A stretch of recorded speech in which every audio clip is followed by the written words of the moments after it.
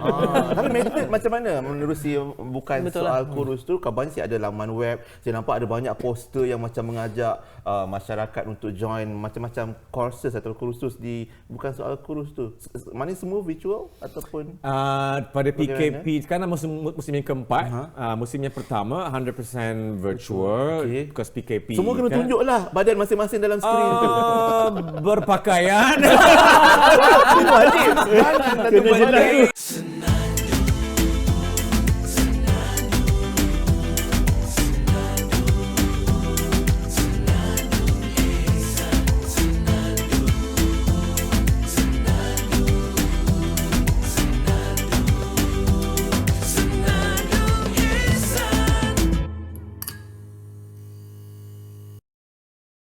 Assalamualaikum, kembali bersama kami kumpulan Aula. Pastinya dalam rancangan Senandung Ehsan. Tapi kali ini Izhar akan kita nampak lebih cergas, lebih kurus dan lebih bersemangat sebab kita ada tetamu yang sangat hebat. Dari tadi tahan nafas ni. Ya, jangan tahan nafas, just be yourself. Dan kita pun seperti biasa dia berada di lokasi kita. Kita ucapkan terima kasih penaja lokasi kita Abraham and Sorrells Eco Majestic yang menaja lokasi kita empuk-empuk sofa kita ni ya. Itu risau bila cerita tajuk kita tentang sihat dan selamat. Betul. Okey.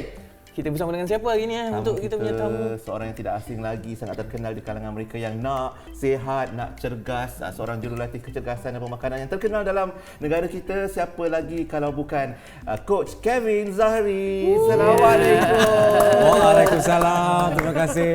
Apa khabar? Baik. Pastikan lepas nafas ya. Biar real. Real. Ladies coach masuk tadi lari ni macam ni biar nampak kecergasannya. Apa khabar kita? Sihat, alhamdulillah. Anda semua sihat? Alhamdulillah. Sihat sama. Nampak cergas main bola ke tadi? Baju dia. Baju apa? Gaya kena ada. Yeah. Baju dah go tentak lah tu. Janganlah. Okey, apa pun kita nak cerita hari ni coach tentang sihat dan selamat. Macam mana mungkin ada antara kita yang berusaha nak kurus, bukan sekadar kurus. Bukan soal kurus tu kita nak cerita juga nanti kan. Tapi mungkin awal ni coach cerita sikit perkembangan terkini kita. Saya dalam keadaan lockdown dah setahun dua kan, kita banyak beralih program daripada physical face to face kepada online, virtual. Kerana walaupun tak ada pergerakan yang mungkin di luar rumah, tetap penting kawal kesihatan, kecergasan dan mengalurkan stres daripada tekanan tak boleh buat apa daripada ke makanan ke arah senaman supaya at least dia ada a bit of balance. So kita banyak buat program melibatkan kerajaan, KKM, KPM dan KBS untuk cuba aktifkan kalat ramai di rumah dalam keadaan PKP terutamanya. Sebab tu ramai juga yang mungkin follow atau ikuti coach dekat media sosial, akan nampak coach dengan anak-anak, dengan family siap macam-macam aktiviti walaupun secara virtual, but people can follow you macam mana cara hidup aktif walaupun di rumah. Betul. Kita kalau sebut pasal coach ni, dia memang ada orang kata terma kurus tu kan. Coach, daripada jom kurus kepada bukan soal kurus. Macam sebelum pandemik lain. Biasalah. Jadi macam mungkin ada perubahan itu, ada sesuatu barangkali yang nak dibawa, dan daripada jom kurus tu apa sebenarnya yang matlamat yang nak dicapai ataupun mungkin dah dicapai, dan seterusnya kepada bukan soal kurus kan. Dulunya program Jom Kurus tercetusnya pada 2013, dah lama. So macam seruan jom kita mengubah gaya hidup, bukanlah nak kurus pun, tapi memudahkan orang untuk memahami what is intipati program. Kalau jom sihat, jom cergas, dia terlalu umum. So our target audience yang mereka yang mungkin berisi sikit, kurangkan. So kita bagi program Jom Kurus, but demi masa disebabkan kerjasama dengan pihak kerajaan juga, istilah itu kurang politically correct. Because matlamat bukanlah nak kurus pun. Kita nak menolak mereka daripada mungkin kurang sihat, bermasalah berat badan ke arah yang lebih sihat, lebih cergas, lebih gembira, dan of course kurang berat badan. But matlamat mereka is not soal nak kurus, because tak kurus-kurus pun kau. So kita mengubah program daripada Jom Kurus ke bukan soal kurus, di mana matlamat tu tetap orang faham ya nak kurangkan berat badan, tapi intipati program ada aspek mental, kesihatan, kegembiraan, education, kekeluargaan, pemakanan, supaya seseorang tu boleh memperkasakan diri ke arah yang lebih sihat. But it's suka hati kau. Because kalau kita ada 5-6 orang di sini, semua orang ada matlamat dan erti sihat kurus yang tersendiri. So the end of the day, it's not soal kurus, ia suka hati kau. Tapi method macam mana menerusi bukan Betul soal kurus tu? Kabarnya sih ada laman web. Saya nampak ada banyak poster yang macam mengajak masyarakat untuk join macam-macam courses atau kursus di bukan soal kurus tu. Mana semua virtual ataupun Pada PKP sekarang musim yang keempat, musim yang pertama 100% virtual, because PKP semua kena tunjuklah badan masing-masing dalam skrin tu. Berpakaian. So basically tak ada paksaan. Bagi mereka yang katakan tak selesa nak on video ke apa, itu pun hak masing-masing. Bukan soal video bukan juga. soal suka tinggal.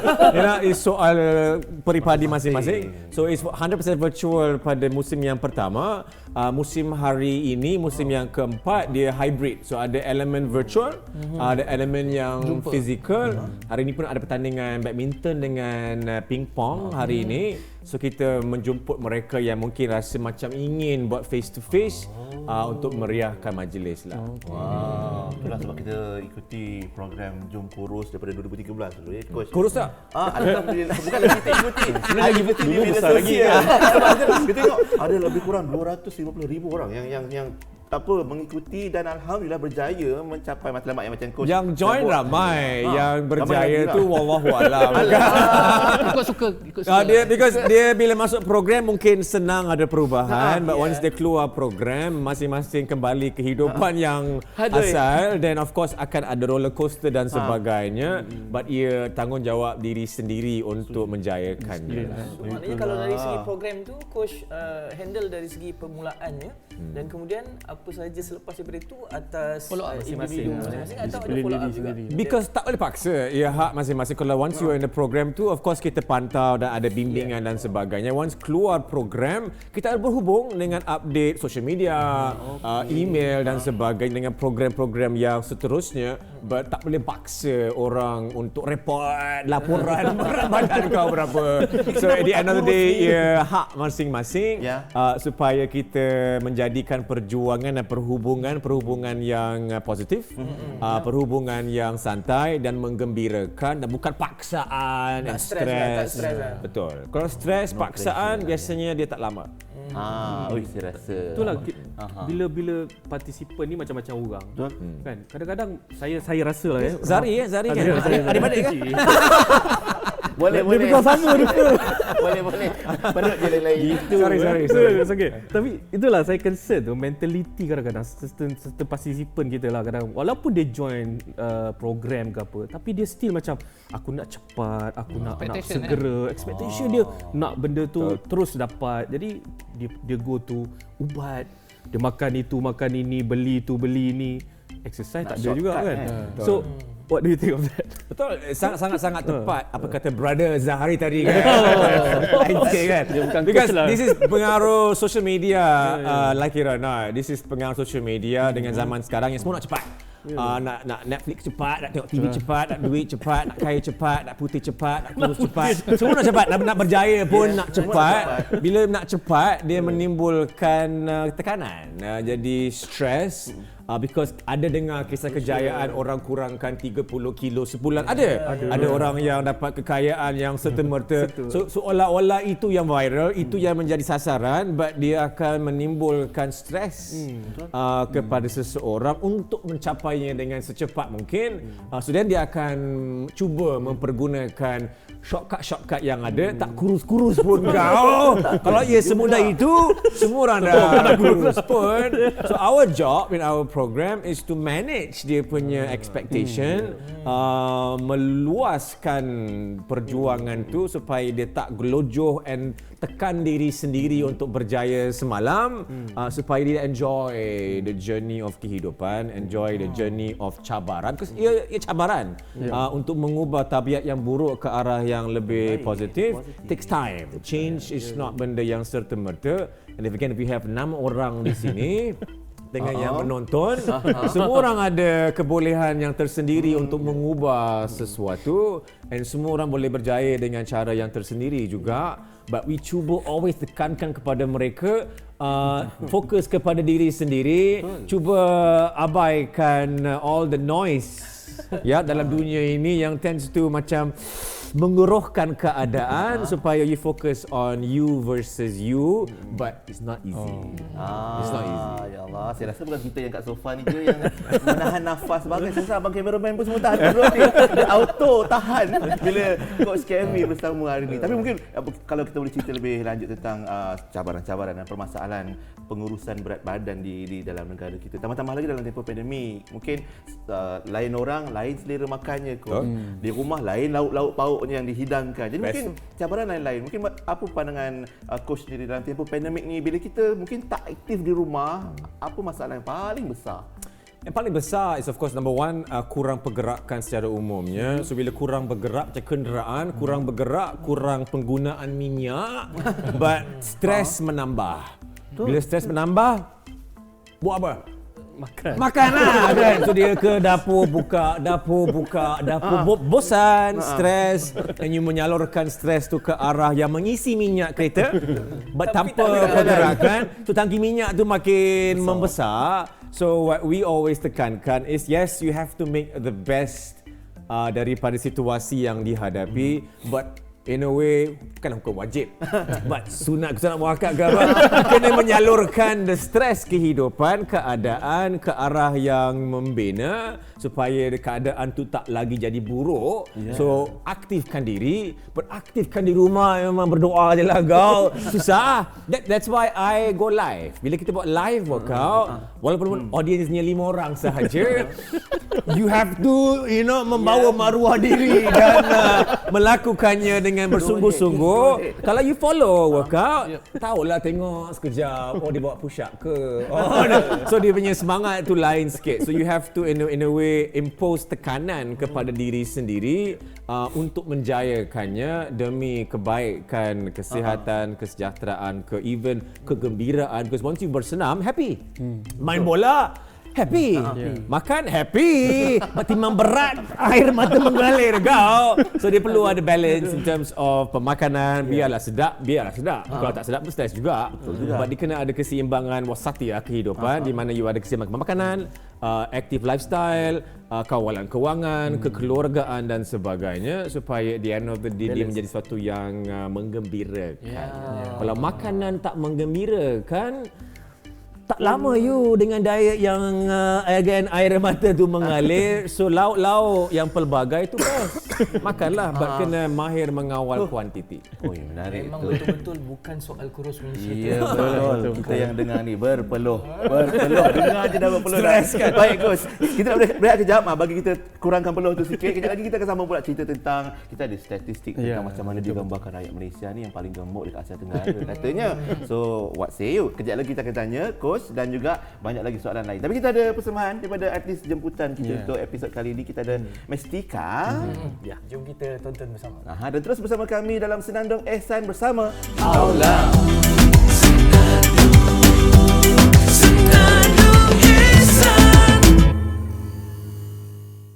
Baik, alhamdulillah untuk tahun 2022 ni Mestika dah pun melancarkan single terbaru, Istikharah, dan insyaAllah kita pun akan ada lagi satu single lagi, cuma masih lagi dalam perancangan tarikh bila nak dikeluarkan disebabkan oleh keadaan sekarang lah.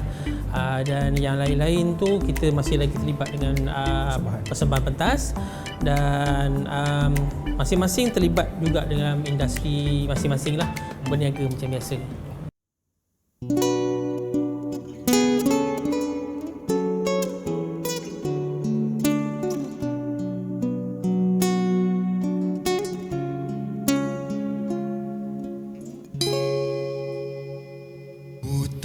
mata tak nampak jalan di dunia, kerana tidak nampak cahaya, tidak tahu ke mana hendak dituju, ke hilir atau ke hulu.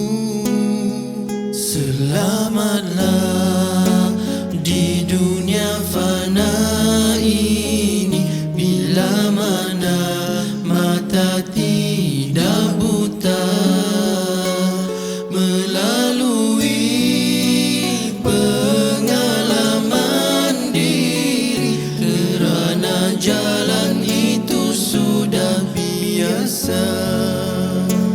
Ada pedoman yang menunjuk kita, tongkat di tangan membantu jua.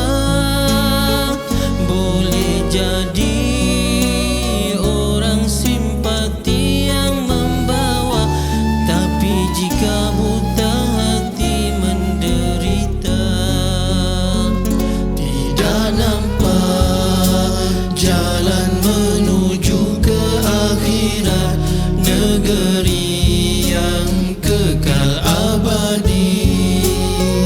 Tak diukur, tidak diukur dengan mata, kerana tiada kawan yang membantu.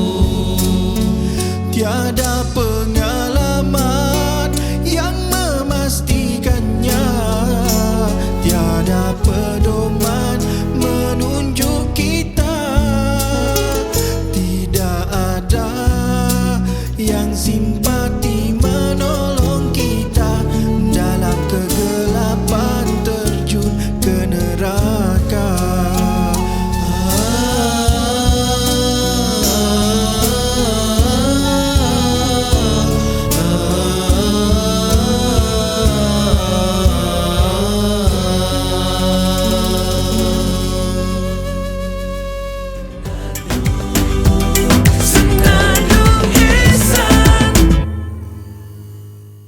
Kembali menyaksikan Senandung Ihsan bersama Aula, dan kita juga dah baru je kembali berjalan 10,000 langkah tadi kan? Ira kan?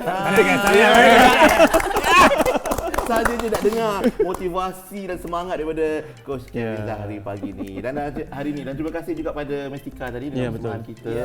Mestika kena join khusus Nanti kita isi borang dekat bukansoalkurus.com ya, Coach.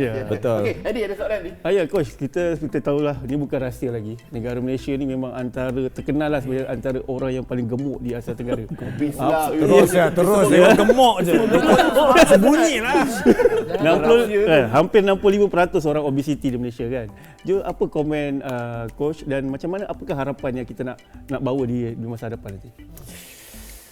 Yang tu yang memang hakikat yang menyedihkan lah. Kita bukan setakat negara yang paling obes di Asia Tenggara, kita negara yang paling obes di Asia. Asia sudah ya. Antara kita dengan Brunei 1 and 2, but again it's not data yang membanggakan. And kita ada NGO. NGO kami bernama Pertubuhan Pencegahan Obesiti Kanak-kanak dan Dewasa.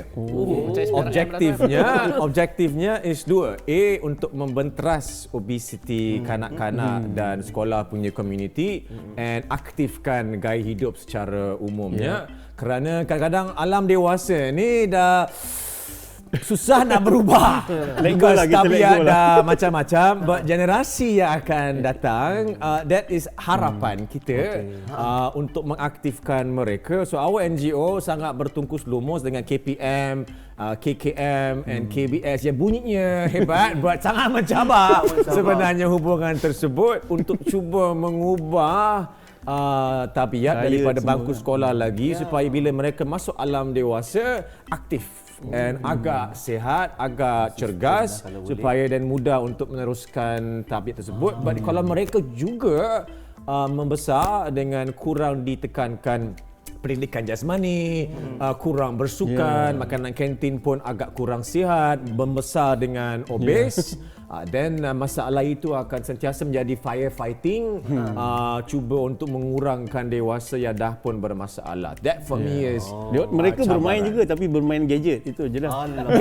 Gadget tu tak boleh lari. Macam anak I pun ada two kids, 11 dengan 9 tahun, dua-dua main gadget juga, Fortnite lah, Roblox lah, Minecraft, because that is cara mereka berhubung dengan kawan-kawan dengan zaman sekarang. Kalau tak main pun tak ada kawan nanti. Datang sekolah je kawan apa tak main.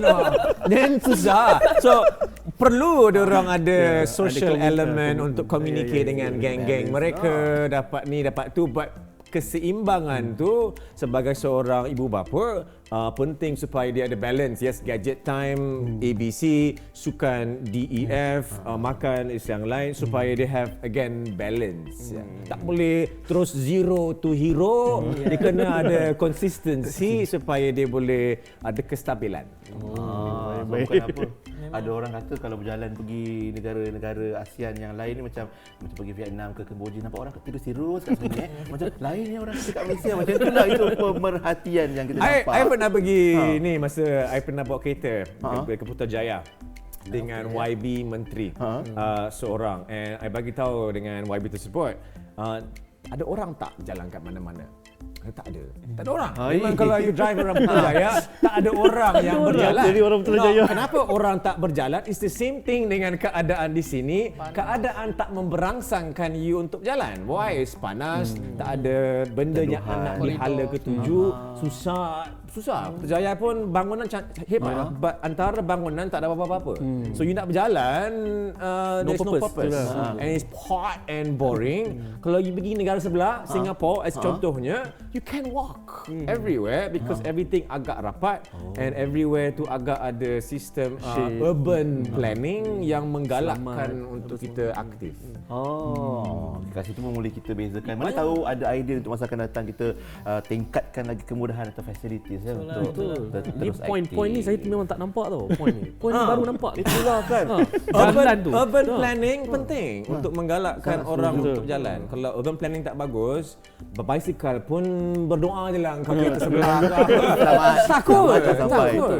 Susah. Betul. Okey, itu cerita kita. Banyak yang kita dapat belajar daripada Coach Kevin. Siap ada NGO-nya, siap ada usaha-usaha dan cabaran-cabaran. Cakap tentang cabaran, kalau kita pergi dekat bukansoalkurus.com tu ada banyak juga cabaran-cabaran yang ditawarkan kepada para peserta, dan juga sebenarnya dah banyak cabaran kalau kat luar pun nak suruh orang kurus, kita sebut challenge lah kan. Tapi pada pandangan coach sendiri yang memang pakar dalam bidang ni, perlukah kita dan sejauh mana keberkesanan cabaran-cabaran ni terhadap orang Malaysia bila kita cabar dia, kau kena kurus, agak-agak kurus ke tidak, ataupun dalam satu situasi lagi kena tunggu orang tu sakit baru dia jaga makan, jaga kesihatan, coach? Sangat cakap, because semua orang berbeza-beza. Ada setengah orang yang pantang dicabar. So bagi mereka wajib ada cabaran, and mereka boleh melaburkan the energy dalam masa cabaran tersebut sahaja. Habis cabaran je dia tenggelam semula. So ada orang sebab hadiah, sebab dicabar, sebab dia ada maruah agama, bangsa dan negara dan sebagainya. So bagi setengah orang benda tu berkesan. Bagi setengah orang dia tak suka dicabar, dia takut.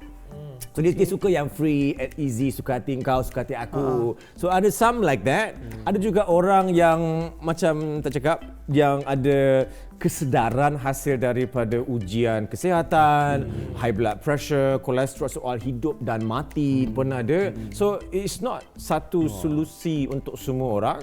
Dia bergantung kepada individu. So kami cuba untuk menawarkan beberapa jenis program supaya dapat sasarkan kepada mereka yang takut dicabar, which is ramai, but also bagi mereka yang ingin dicabar supaya kita dapat target mass market untuk join our program tanpa rasa dipaksa. So cabaran kita contohnya hari ni ada badminton tournament, pingpong tournament, esok ada dodgeball tournament. Nak main tak?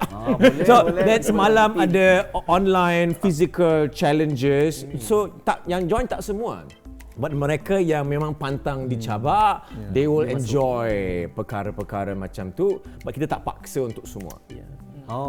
Dan itu memang kena kreatif jugalah maknanya di pihak coach sendiri untuk create ataupun cipta cabaran-cabaran, kempen-kempen? Kena untuk memahami ramai join? mentaliti peserta. So 2013 bila kita baru buat program, I tak faham. Tapi belum faham lagi what is sebenarnya Apa yang penghalang seseorang untuk cuba mengubah tabiat. I anggap kita ajak kuruslah kau. Asas dia. But then dia dah tahu teori, dah tahu kalori, dah tahu senaman, dah tahu, but dia tak boleh nak mengubah diri sendiri, nak menggerakkan diri itu motivasi susah. tu, motivasi. Because penghalang nombor satu is diri sendiri. So that for me was the wake up call tahun-tahun yang lepas, and then untuk cuba untuk again use psychology and aspect mental untuk cuba tarik mereka masuk, but we cannot force them to stay dalam the community. It is hard masing-masing. That is the cabaran. Kejayaan mana-mana bidang, industri muzik ke, perfilman ke, social media ke, kekayaan, kekeluargaan, is not soal program 30 hari.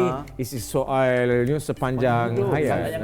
That is the cabaran. But as Brother Zari cakap tadi, kalau you nak zero to hero, jalan jangka masa pendek dengan diet yang luar biasa, ubat-ubat semua, short term mungkin berjaya, but you takkan kekalkan intensity or rentak yang begitu susah untuk long term because stress. So you have to have a balance di mana ada makanan yang sihat, makanan yang kurang sihat, ada rehat, ada rest, ada senaman supaya keseimbangan tu you boleh bawa sampai bila-bila. Cantik.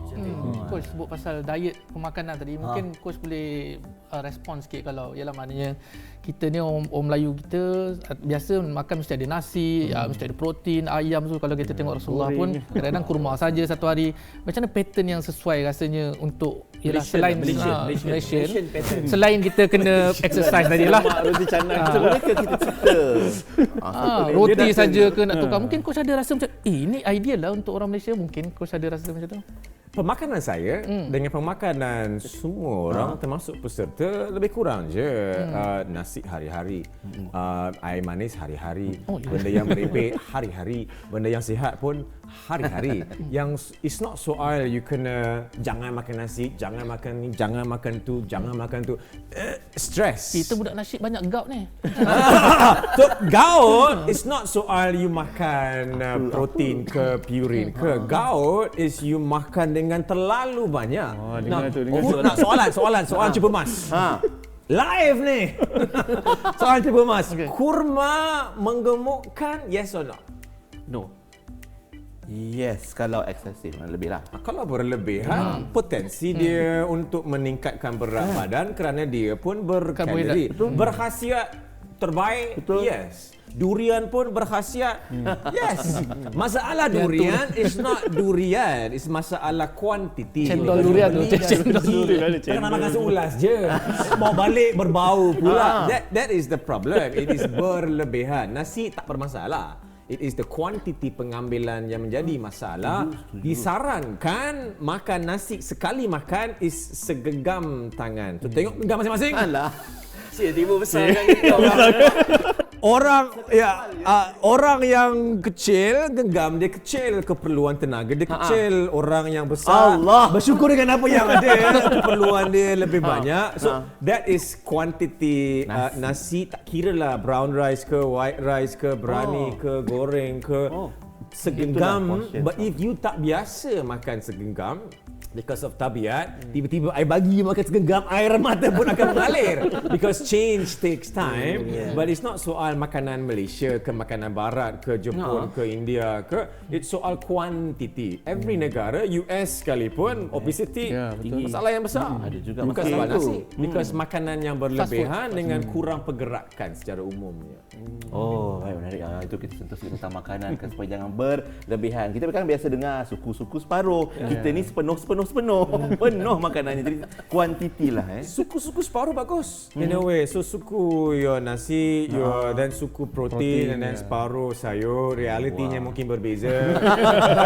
Suku-suku separuh tak dapat nak diaplikasikan kepada semua senario. Durian or biskut nak macam mana. So at the end of the day, we always tekankan in our program, don't follow anything anyone says. Kalau you follow, mungkin you berjaya. Same thing dengan bab agama. Kalau menghafal ayat satu hal, but memahami dan menghayati erti is a different story. So when we teach about pemakanan, don't follow. If you follow what I do, then mungkin you can go somewhere, but you tak faham, then bila keadaan berubah, then you don't know what to do. So we always tekankan, Mata lagi mengalir. dengar, Faham kan? digest, mempersoalkan kesesuaian. So kalau dicampakkan ke mana-mana sekalipun, you punya pemahaman fundamental is kukuh. Ya, jadi di hujung ni apa harapan coach untuk rakyat Malaysia supaya kita bukan nak kurus saja tau. Sebab dia bukan soal kurus tapi apa yang di sebalik Apa yang lebih aula lah. Apa yang lebih aula tu. Harapan coach.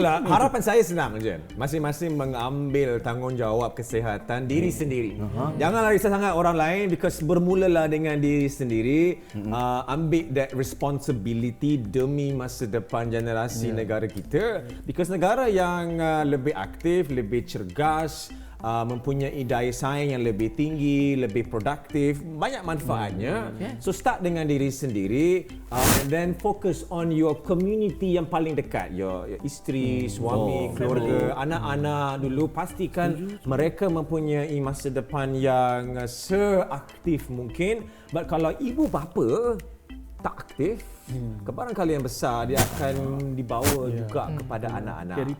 So hence community, sukan dan sebagainya itu penting because mereka akan ikut jejak langkah tabiat daripada usia yang lebih awal. That is my harapan. If semua orang pikul that tanggungjawab because berbeza dengan bab COVID, bab politik, global warming yang di luar kawalan tak boleh buat apa. This is something kita boleh Yalah, control. kita target turun nombor 3 lah. Target. Apa? Ranking turun sikit. Konsisten tu harapan tu apa pun.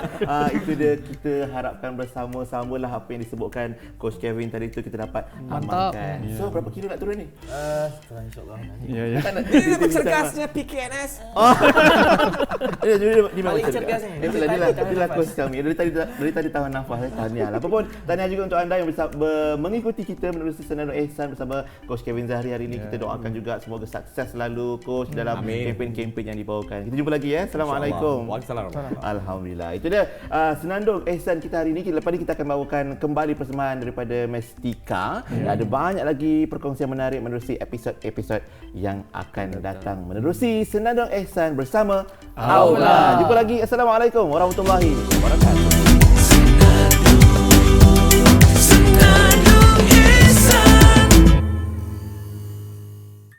Seperti episod-episod sebelum ini, kami telah berkongsi satu segmen yang diberi nama ziarah sebagai tanda prihatin kami kepada sahabat-sahabat penggiat nasyid yang diuji.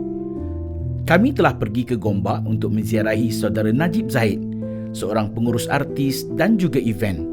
Saudara Najib merupakan seorang pesakit buah pinggang dan sekarang masih menjalani rawatan dialisis 3 kali seminggu.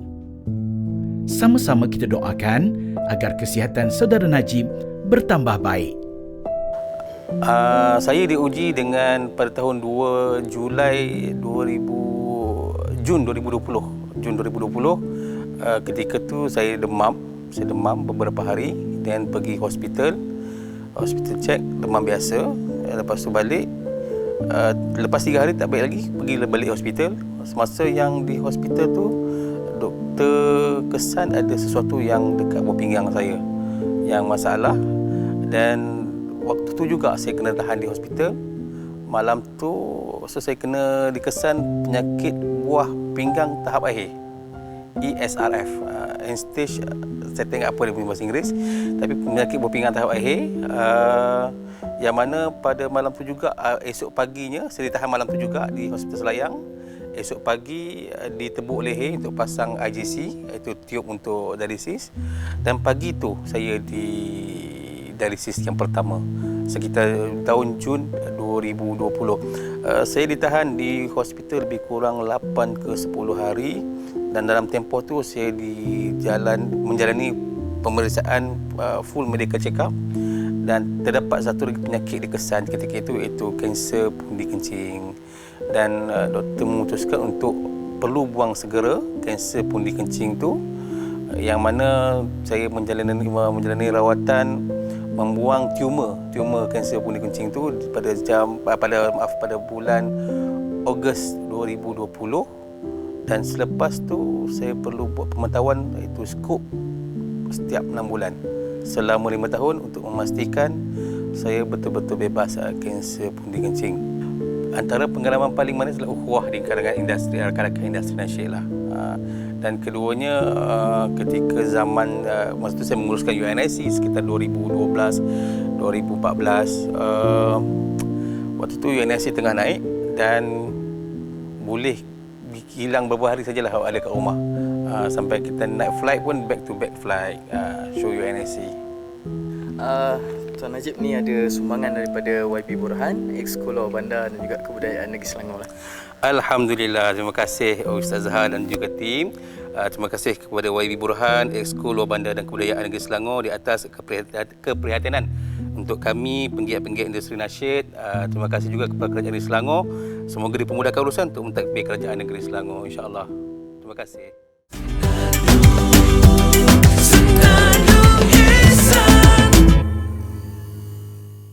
Okey, untuk seorang pendakwah tentunya dia harus menjaga kesihatan, kerana menjaga kesihatan adalah satu perkara yang dianjurkan dalam agama dan disunnahkan Rasulullah SAW.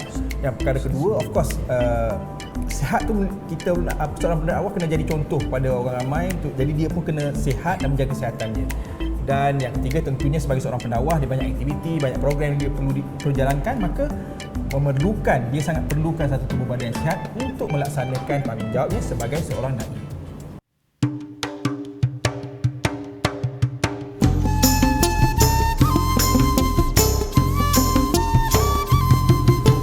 Dengarlah wahai adik-adikku, satu pesanan untuk semua. Marilah kita menjaga kebersihan, itu sifat orang bertakwa. Dengarlah wahai adik-adikku, satu pesanan untuk semua. Marilah kita menjaga kebersihan, itu sifat orang bertakwa. Rasulullah telah bersabda, kebersihan itu lambang keimanan. Mari bersama kita mengamalkan supaya hidup kita bahagia. Dengarlah wahai adik-adikku, satu pesanan untuk semua. Marilah kita menjaga kebersihan, itu sifat orang bertakwa. Bersihkan zahirmu dalam semua perkara, semoga kita sihat sejahtera. Bersihkan batinmu dari segala dosa, supaya hidup kita terpelihara. Ingatlah adik-adik semua,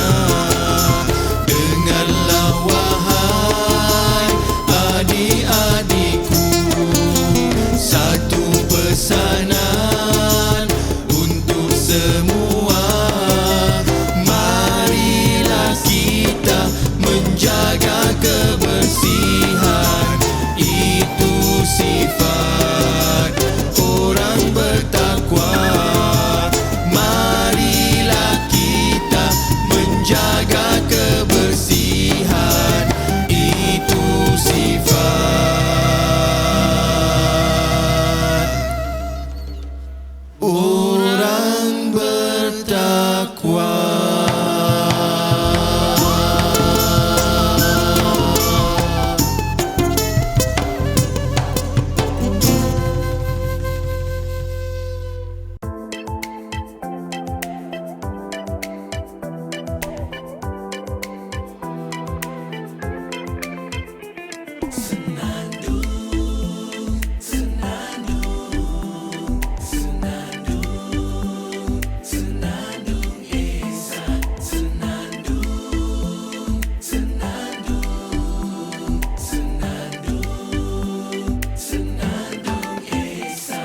Bicara merisi hikmah, penuhi ruangan jiwa, memurni minda, memberi cahaya, meneguh adab budaya.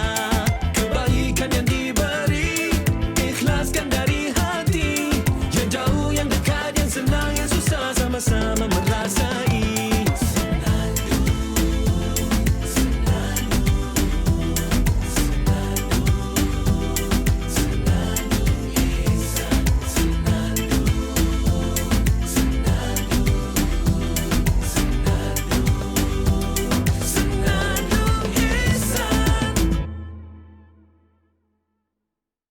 Okey, demi cabaran bukan soal kurus satu Malaysia, kita akan mencabar anda dan geng-geng brother Aula kita untuk cabaran plank 1 minit. Are you ready? Yeah. Alright, get round. Sediakan diri. Saya akan buat bersama juga. 1 minute, 3, 2, 1, go. Plank. Jangan tahan nafas. Coach boleh nyanyi tak, Coach? Bayangkan nak kurus macam mana. Jangan tonggikkan jelo anda.